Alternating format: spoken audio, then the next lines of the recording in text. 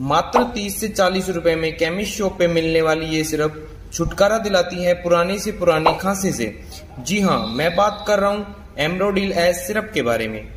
बात करें इसके कंटेंट्स के बारे में तो इसके अंदर पर 5 ml में एम्ब्रोक्सोल हाइड्रोक्लोराइड 15 mg और सल्बूटामोल 1 mg के अंदर आता है। दोस्तों, यदि आपने भी महंगी से महंगी कफ सिरप का इस्तेमाल कर लिया है फिर भी आपकी खांसी जाने का नाम नहीं ले रही है तो आप एक बार जरूर यूज करें एम्ब्रोडिल एस सिरप का। ये सिरप आपकी पुरानी से पुरानी खांसी से आपको छुटकारा दिलाती है और कफ से आपको राहत दिलाती है। तो दोस्तों, ऐसे यूजफुल वीडियो के लिए चैनल को सब्सक्राइब कर लें और वीडियो को लाइक करें। Thank you.